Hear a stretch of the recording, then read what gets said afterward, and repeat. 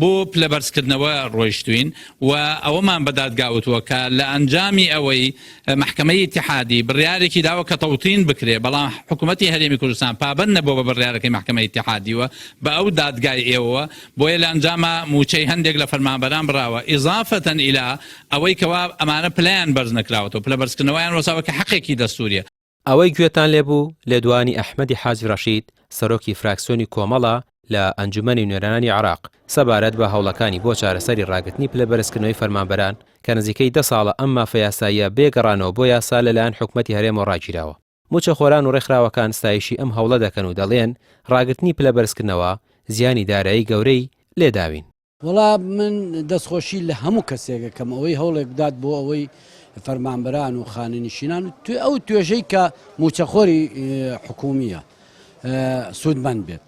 ئیتر هەر کەسێکی کا کاگەحمەدی کا هەر برادێکی کا دەستخۆشی لەکەین، نەک من هەموو هاوڵاتیانە و دەستخۆشی لەکەن.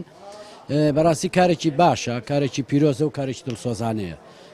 بە تایبەتی ئەگەر ئەوە سەر بگرێت و بکەوێتە بواری جێبەجێکردنەوە، نەکرد تەنها ئەو توێژە سوودی لێوەرەگرن، بەڵکو ئەو کاسبکارەی کە لێرا کاسپیەکە سوودی لێوەرەگرێت.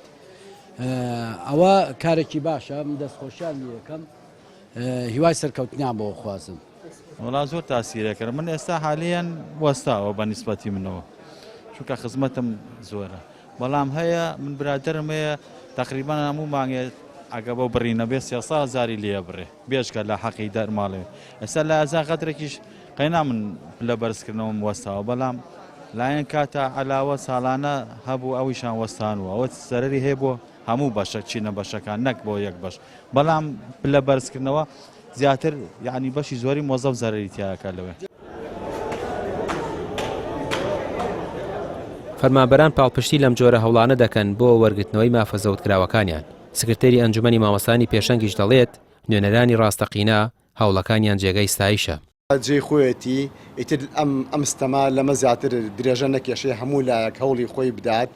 ئێمە لێرەوە وەکو ئەنجومەنی مامۆستانی پێشەنگ زۆر سپاسی نوێنەرمان مامۆستا ئەحمەدی حاجی ڕەشید دەکەین کە بەڕاستی هیمەتێکی زۆری کردووە، هەوڵێکی زۆری یاوە، هەموو توانەکانی خۆی خسۆتە گەڕ بۆ ئەوەی کە ئەم مەسەلەی پلەبەرزکردنەوە لە بەغا بڕوژێنێت و بکرێتە ناو بودجەی 2027 عێراقەوە، بۆیە کە ئەوان وەکو نوێنەرەکانمان پەرلەمانتارانی عێراق جێی خۆیەتی هەموو لایەنەکانیش پشتگیری بکەن، هەموو ئەو خەڵکانی کە نوێنەری خەڵکی کوردستانن لە عێراقا بێنە سەرخەت و هەموو دەنگیانکەن بە یەک و هاوکاری یەک بن بۆی ئەم مەسەلەی پلەبەرزکردنەوە لەمە زیاتر درێژە نەکێشێت.